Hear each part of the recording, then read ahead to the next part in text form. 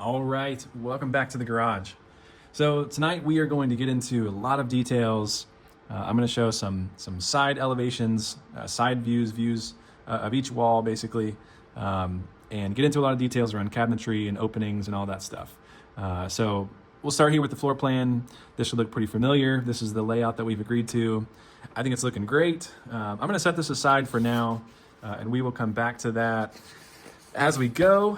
But I want to start here with this opening. This is kind of the last remaining big decision, I would say. There's a lot of small decisions and small details to work out, but this is kind of the last big detail to work out. So I'm going to show you a few options for the opening. Hopefully you can see here this faint opening here. These faint lines show the current opening. This is the existing opening. This is the fireplace without any of the detail. But this is the existing opening.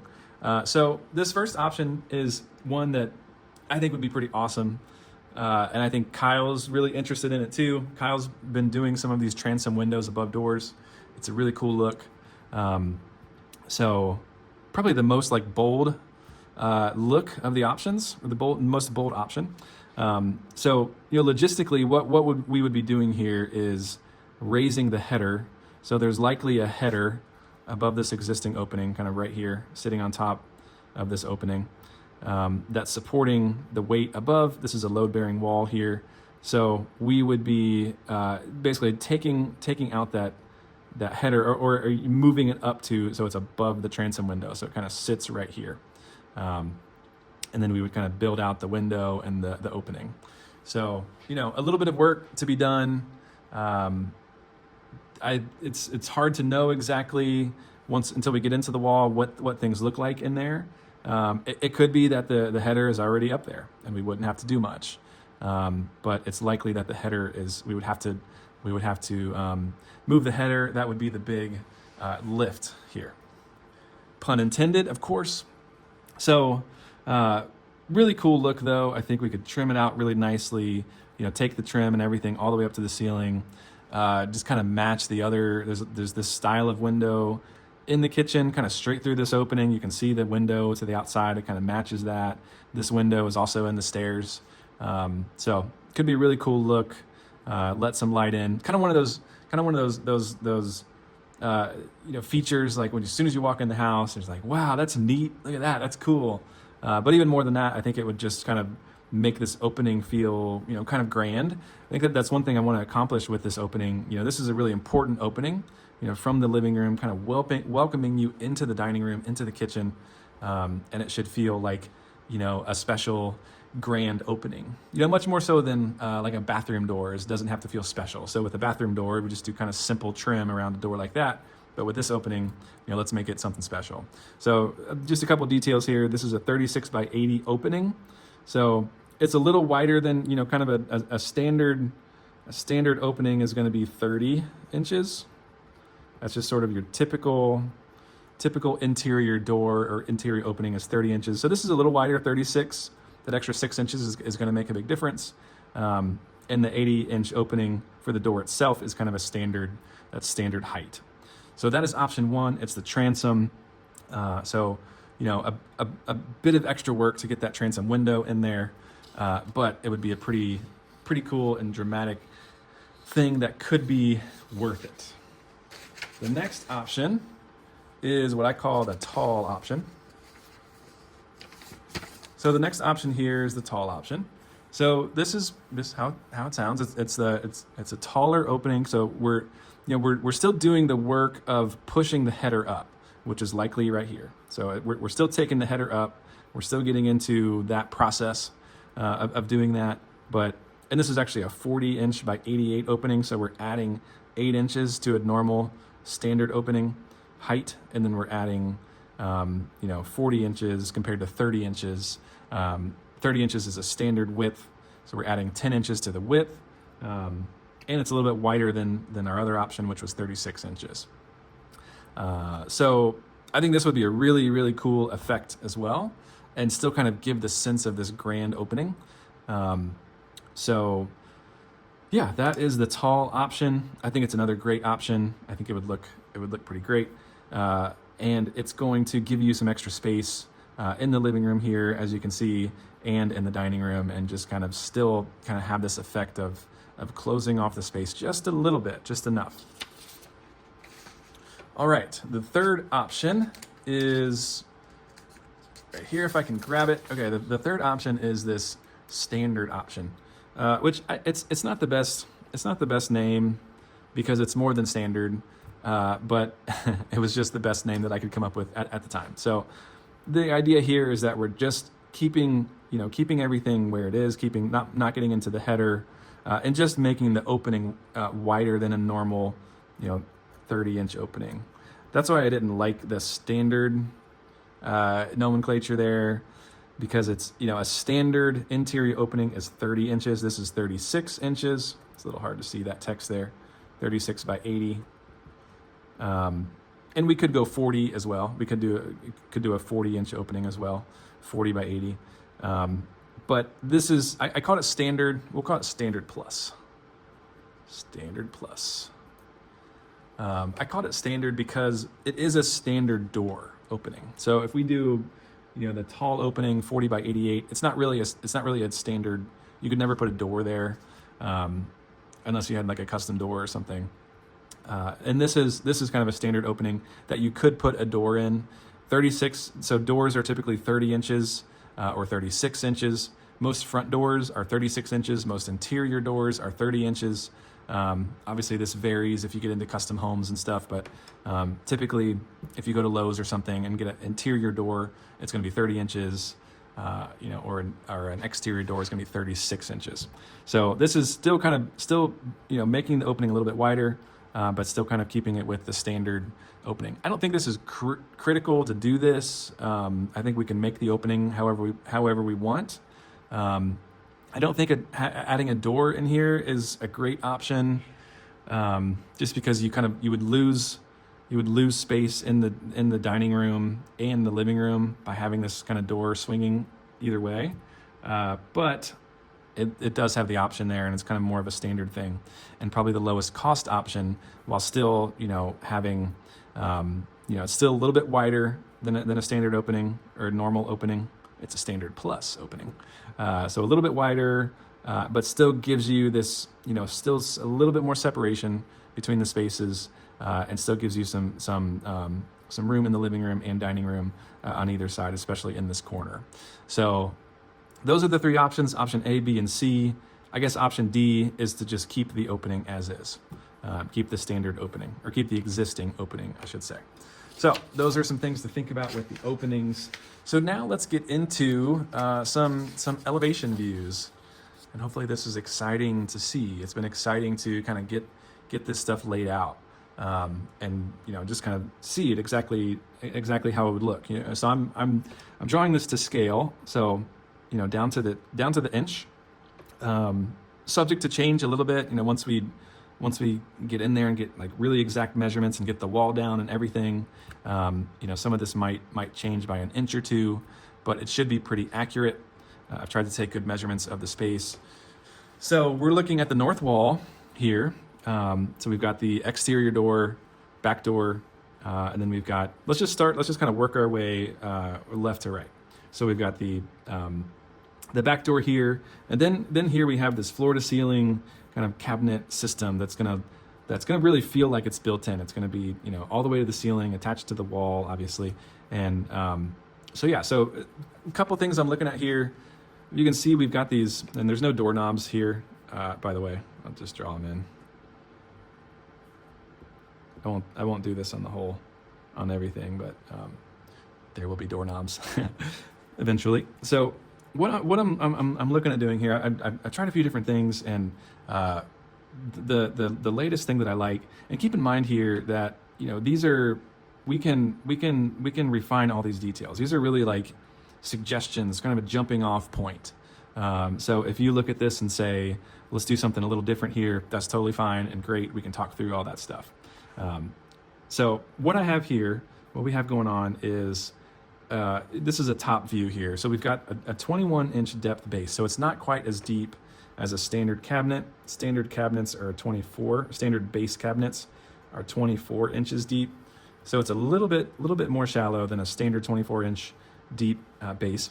So it's a 21-inch with these drawers, and then countertop, granite or whatever countertop we use. This could also be like a butcher block or wood too. Actually, we could get we could use a different countertop here than we might use in the rest of the kitchen. So this little countertop area, and then everything above here is 12-inch depth uppers. So upper cabinets are 12 inches deep. So you have 9 inches of space here. That is like a little counter. So the reason I was doing this is I originally had kind of full uppers all the way down, but the thing that I wasn't loving about that is it could be nice to have some drawers here on the lower level here, instead of kind of your standard doors, and it could just kind of break things up. You could put silverware here. You could do lots of different things with these drawers on the base, just to give it this little bit of a different look. And you've got this little ledge or counter space, 9 inches. Your doors would open up into this. There is like a little lifter here. This is like a 3-inch kind of filler that we would use. But just something to think about. There's lots of different things we could do here. You could do like a little appliance garage, but I really do like the idea of having this, having these cabinets kind of sit here. This is a 42-inch tall upper. You can put a lot of stuff in here, and then you've got the cabinets above for some extra storage. And this is glass, by the way. These are glass windows. I think this could be nice. I keep thinking about storing plates and glasses and stuff in this space. So it could be nice to see those things. Obviously we could do closed cabinets. There's lots of things we can do here. So there's a number of options here. But this was my proposal, or something I was at least just thinking about and wanted to design. So lots more to talk about there, but I think this is going to be a really cool feature, and you're going to have a lot of good storage. It's like the kind of like the secret weapon of this kitchen remodel. So as we move to the right, we've got the bathroom door, and then we've got the refrigerator that's kind of built in with kind of cabinetry and panels to the left and right, upper cabinets above, and I think I will likely try to kind of line these up too. They're not exactly lined up right now. It kind of depends how we do the cabinets here and how tall this upper cabinet is and stuff like that. So, but yeah, kind of all the way to the top. It kind of just like gives you this little. It kind of frames in the bathroom here in a way that I think will be nice. It's the both of these cabinets kind of go right up against the door trim to the bathroom. So it's just something I wanted to bring to your attention as I have it designed. I think this is the right way, but something that we can talk about. So okay, so as we move over here to the right, you see this run of cabinets here. We've got the great window above, and so let's talk about these cabinets here. So we've got a top view here, and you'll kind of see I'm doing something a little different here. So we've got another 21-inch depth. So not exactly, again, the standard cabinet is a 24-inch depth. This is a 21-inch depth, so a little bit more shallow. And then it bumps down into a 15-inch depth cabinet, and the granite or whatever countertop can kind of, I think we can do something where it kind of curves over into this space and kind of connects the spaces nicely. But the reason I'm doing this is, well, there's a few reasons. The first reason is I'm trying to make sure we have space, enough clearance here around the dining table. So the dining table in this plan is 32 inches by 64 inches. I think your existing table is 36 inches by 64, if I remember correctly. So it's a little bit more narrow than your existing table, but just as long. I think 64 is a 32 by 64 is, I think, a good size for a table. And I think it's a good size in the space. But what I'm trying to do is, this is about 30 inch of clearance. So have enough space here where you can walk around it. You can get into these cabinet doors. You can open up these cabinet doors with ease. I still don't know that I would always put a seat here. It might be a little tight for that. But I think if you have the banquette seating and a couple of seats right here, and a couple of stools, you know, maybe an extra stool if you want. You know, you've got seating for 1, 2, 3, 4-ish. We'll call it 4, 6, 7. And you could, in a pinch, you could put a chair on either side. But typically, it might be a little tight. So I'm trying to, you know, push the cabinets, you know, to the wall as much as I can, but still have them, you know, still have enough storage. I kind of think of this as like your you know, kind of storage for you know, color art supplies or records. You know, put a record player right here. You know, put your records below. This kind of replaces your credenza that's currently in your dining room, or that's how I'm thinking about it.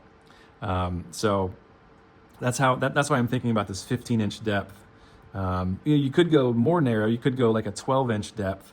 But I've kind of been thinking about, you know, storing records. If you got a record player right here, you know, storing records. Records are, I had to look this up, I didn't know, but records are 12, I think, I want to say 12.75 inch, I think, or record covers, I should say. Kind of the record case, the record sleeve, records. So that's where I was kind of thinking, okay, we want to be able to at least store records in this space. So I'm trying to find this good balance of having enough, you know, enough width here, but still giving enough space. And the reason for the 21-inch depth is I think this is really your pantry. I think this becomes your pantry. This could be your pantry potentially, but I think you're going to need a place to store your dishes and glasses and stuff like that, which there may be some other places for that, but this just feels like a good place for pantry. You've got cold storage and you've got, you know, your pantry storage. Everyone can get to it easily. It just feels like a good place for a pantry. So I'm kind of thinking about this as a pantry. If you guys have a different thought, that's totally cool and fine. We should talk about that. But as I think about a pantry, it'd be nice to have that extra depth. So I think there's also kind of a nice effect that happens here. You know, this sort of like step down, or it's kind of like you kind of open up as you go into the space. And this is still plenty of clearance here.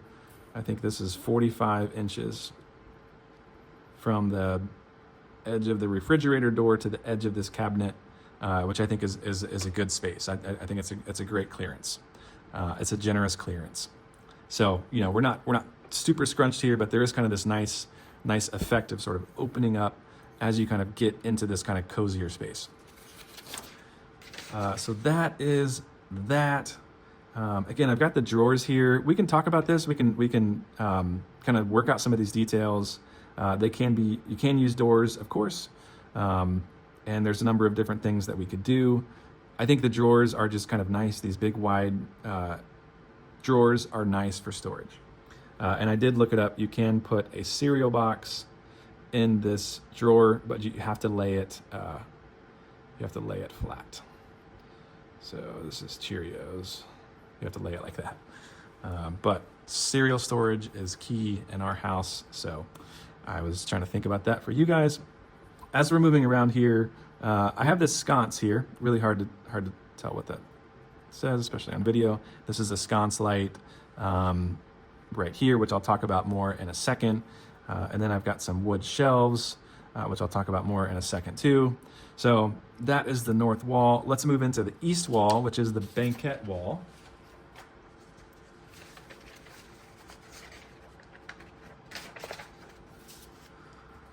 All right, let's move into the east wall. Okay, let's talk about the east wall. This wall is going to be great. So we've got the banquette right here in the center. I don't have much detail right now on the banquette. Some of that is still TBD, but it will be comfy and cozy. And you'll see a couple things here. So let's first talk about the sconces, sconce lights, the wall sconce, because we just talked about that. So I'm starting to think about lighting. Well, I've been thinking about lighting, but I'm starting to, I'm going to start to talk to you guys about lighting. And this is kind of one of the first things is, these wall sconces can be a really cool effect. There's lots of different things you can do. There's lots of different styles. You can do like kind of a lamp type of thing that's attached to the wall. There's something that I liked about this kind of round bulb. I was thinking about like the Clifton Gaslight district. They've got this great gaslight bulbs.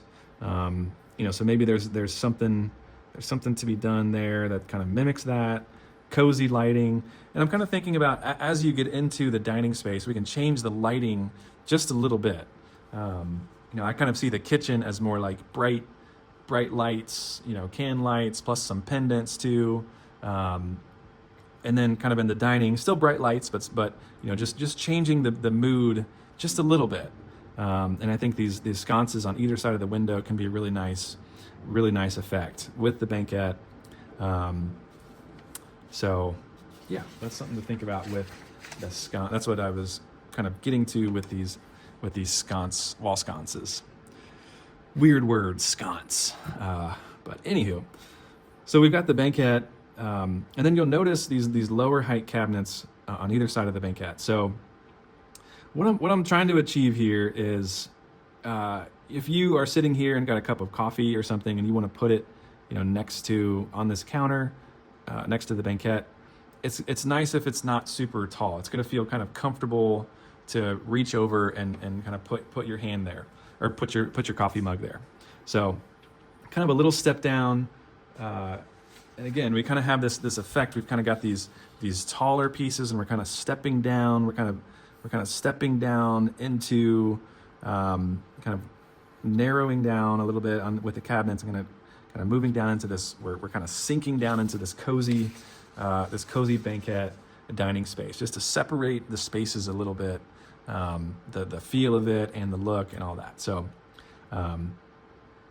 yeah, the other thing that I have here, you probably can't read this. This reads thin strip of countertop behind banquette. So again, let's go back to the floor plan, and you'll see what I'm talking about here. So this is the kind of the lower cabinet, and my thought is that we have the whatever countertop we have here. Let's just say it's granite for now. If this is granite, it can extend all the way back here behind the banquette by 3 inches, let's call it. So the reason for this is it's not something you'll see. I guess you could look back there and see it. But the reason for this is, I think with this window, another thing I'd love to do here is, shouldn't have done that. I'll put it a little closer. Just forget I did that. A little closer. One of the things I love to do here is do curtains. So nice curtain rod up here, and have curtains that are hanging down.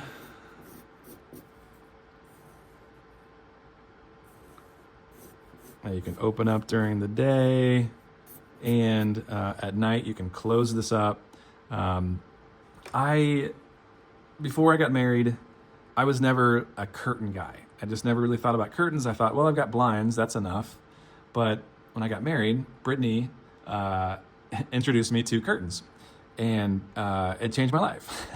Curtains are amazing. They just like cozy up a space so much, and it's an opportunity to bring some more color, some more texture into the space. And most importantly, at night, you close these curtains up and you just feel like very cozy and secure. We have curtains in our first floor. Actually, we don't have curtains in our first floor. Well, we have blinds on our first floor, I should say. And we would do, if we were renting this house, if we owned it, we would put curtains on all the windows. But we have curtains upstairs in our bedroom, especially, and in all of the bedrooms. And I think it will have the same effect here, which is, at night, pull the curtains closed, and it just feels very cozy. So that's a part of the reason for having these curtains, or having this thin strip of countertop behind the banquette, is it can just kind of, we can cut curtains to just kind of just fall right on the top of this right on the top of this counter here. They say the curtain length should kiss the floor or kiss the whatever surface that it's landing on. You don't want it too bunched up. You don't want it too above. So just kind of nice curtains, just kissing the granite countertop. So that is the vision for the east wall. I think this could be, with the wall sconces and the curtains and the cozy banquette. It's just going to feel really nice, I think, and be super, super cozy. And this is an opportunity with the banquette and the curtains to kind of bring in some color and bring in some texture, and kind of just think about how we want to kind of match the curtains and the banquette fabric and all that. So that is the east wall. Let's keep moving around the room and talk about the south wall. We haven't even gotten into the main kitchen area yet, and we're already talking a lot, so I'm going to try to speed it up. So a couple things here with the south wall. So we're moving around into the south wall. Again, we'll work left to right. So what I have here is kind of a lower cabinets that kind of match the other side, match the opposite wall, match the north wall. The other option here is to do something that I think you had proposed, and I think it can be a good option too, is to have this area of floor to ceiling cabinets. And I just kind of copy and pasted what we had on the other wall, but we could do lots of different things here to kind of achieve this floor to ceiling cabinetry look. This is where I started. I started with this view. This also shows the tall opening. The tall opening compared to the transom opening, just to give you a sense.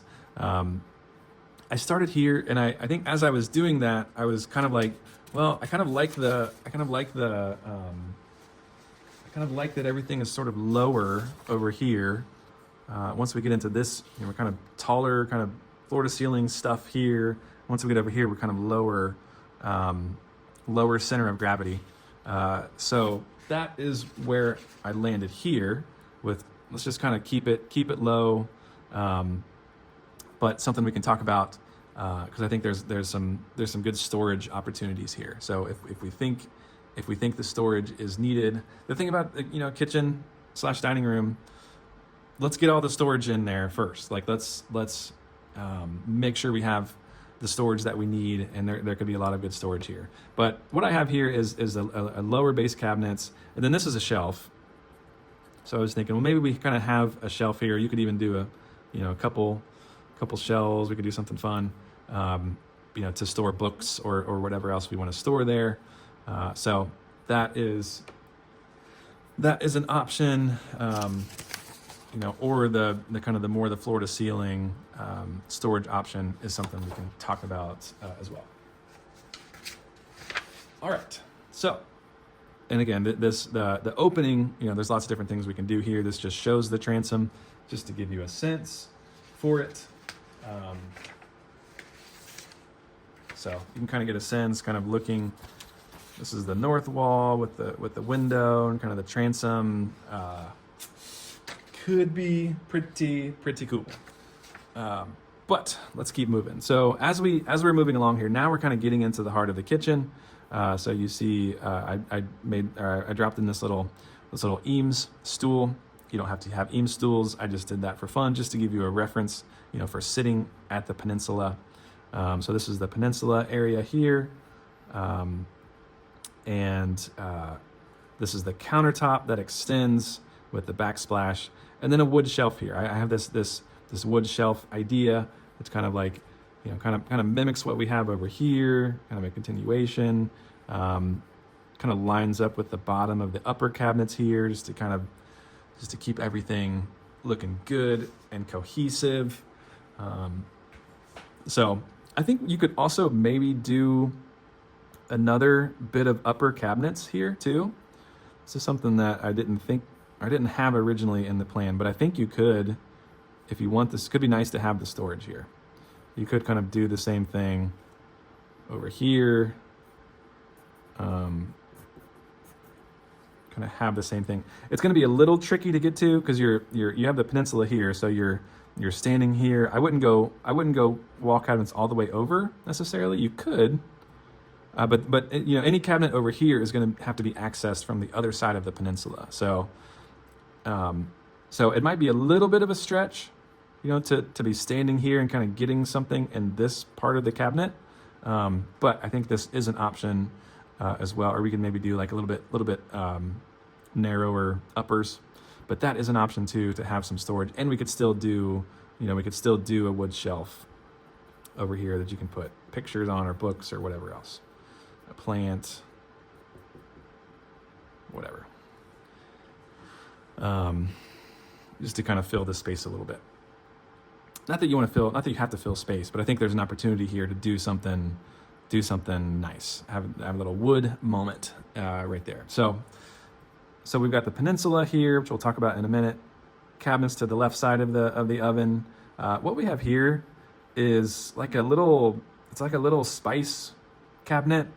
And actually, this is a good time. I want to talk about this briefly. So when it comes to cabinets, I'm looking at J&K Cabinetry. This is a company that Kyle, my builder friend, had told me about, and he's done a lot of kitchens over the years, and really likes this company. They're in Westchester, or they have a showroom in Westchester and a shop there.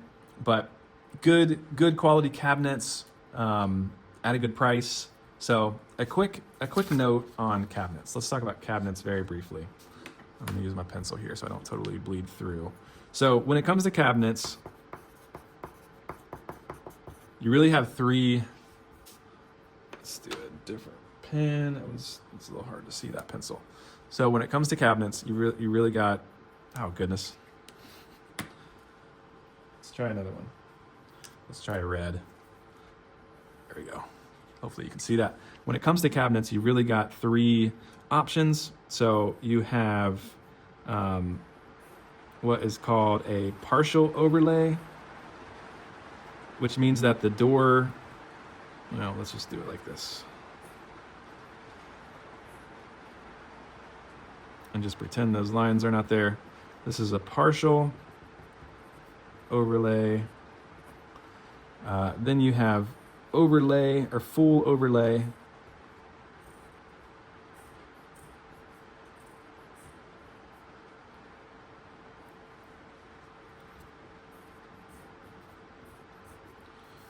And then you have inset. It's going to be a little hard to it's going to be hard to distinguish the inset from the partial overlay. But there is a big difference. But so I'll just try to explain it. So partial overlay is kind of what you see, and then importantly, this is the cheapest option. This is the next most expensive, and this is the big bucks option. Partial overlay is kind of what you see in a lot of kitchens where the doors, they don't cover the full cabinet. So they're partially overlaid. You don't see any hinges or anything. They're partially overlaid. Full overlay, I should have labeled these. Full overlay. Goodness gracious. Full overlay. Sorry about that. Inset is this one. So full overlay means that the cabinet doors cover the whole cabinet. And that's what the J&K cabinets are, the full overlay. It's kind of a step up. It's a cleaner look than the partial overlay. And then inset is where it looks like, kind of has like a furniture look, where the cabinet door is inset. The cabinet doors and drawers are inset into the cabinet box. It's a really nice look. It's a great look. It's a high-end look, and it's pretty expensive. So J&K Cabinetry. They do full overlay. So that's what this one is. J&K does full overlay. So it's kind of it's not the cheapest option. It's not the most expensive option. And here's an example of the cabinets. Hopefully you can kind of see that pretty well without glare. So these are the cabinets I've been looking at, and everything I'm doing in these elevations is sort of, kind of going through and looking at what their options are for sizing and stuff like that. Most cabinets have like 3-inch increments, so you can do a 9-inch wide or a 12-inch wide or a 15 or 18 or 21-inch wide, stuff like that. So that is just a little introduction to cabinets. So I trust Kyle on this. Kind of if we want to kind of do this middle of the road, this seems like a good option. There are lots of other options though. We can do, if you're keen to do it, we can look at the inset options and just price it, just to see. But that is, that's that on cabinets and the J&K cabinetry. Again, there are other options, but the one thing about J&K is you kind of are limited with color. So I actually kind of like this dove color, which is these uppers. It's just sort of an off-white. The charcoal is nice too. It's like a deep gray. So yeah, we can talk more about cabinets very soon. But whether we do different cabinets, whatever cabinets we do, we can, I think all of this, we can apply all of these things to whatever cabinets we choose. But I got on that tangent because I wanted to show you this, what they call this little spice. Where is that? This little spice cabinet here. Let's see, where is that? Give me one moment.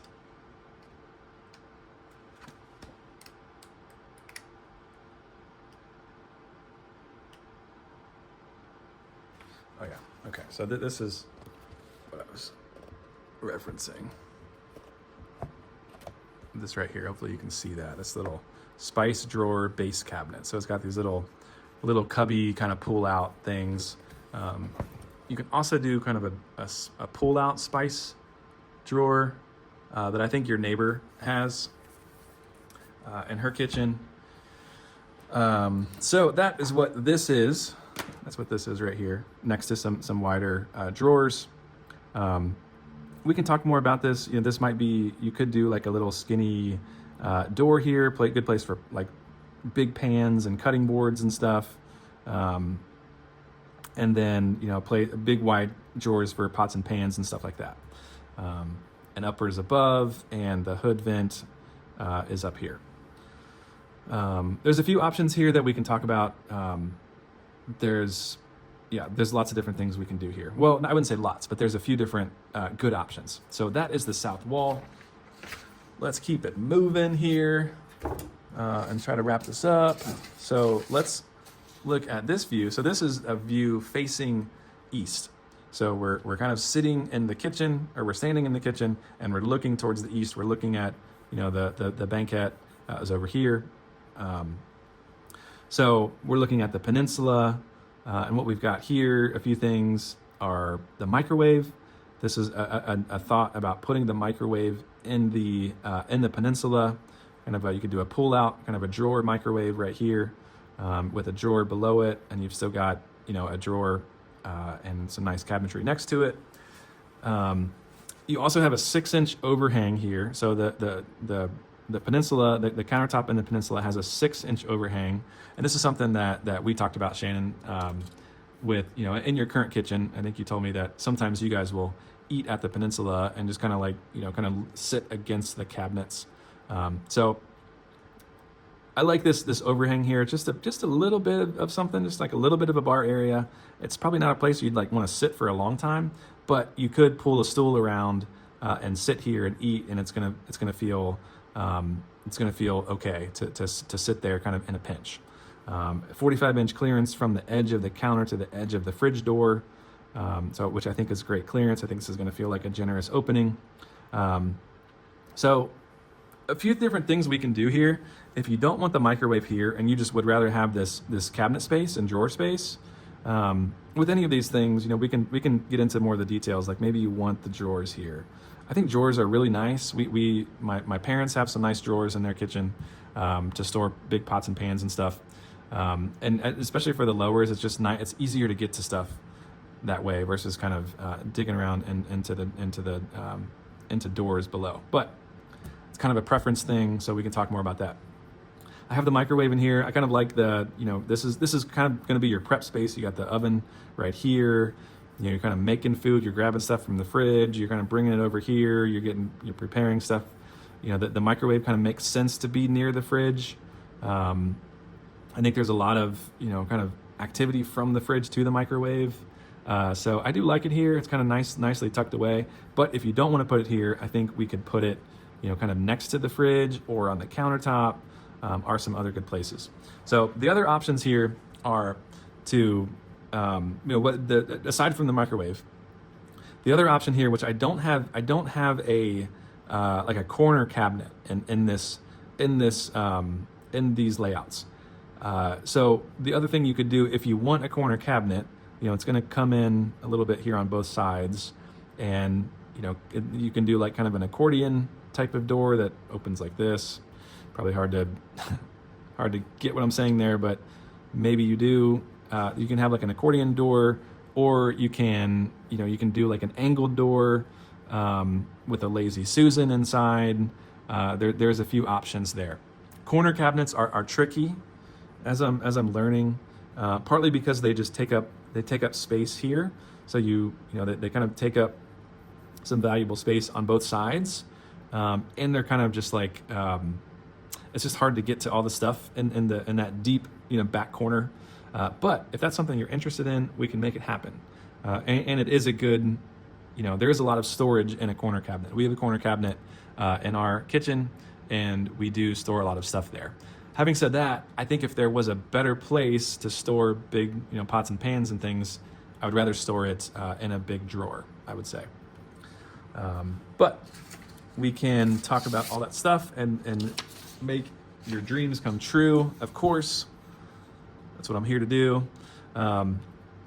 So one of the things about one of the things I wanted to bring up here, this is the view, kind of the opposite room. So let's say standing near the banquette, near the dining room, looking east towards the sink and all of that. So we're looking at the back of the peninsula, and there would be chairs here. You're looking at the back of the chairs, which I think you could put 3 chairs here if you wanted to. So if we don't do a corner cabinet, from the inside, it would open up a space to have like a little secret door here. You could have a cabinet here. These are dummy panels. These are just, panels that will just kind of decorate the space that won't open to anything because there's cabinets on the other side. But it would leave this opening to have a pretty good sized door. That would be kind of like a secret door that you could store stuff in. It's not as convenient because you've got to walk around the peninsula to get to that stuff, but it is an option, and I think it'd be kind of fun. So something to think about.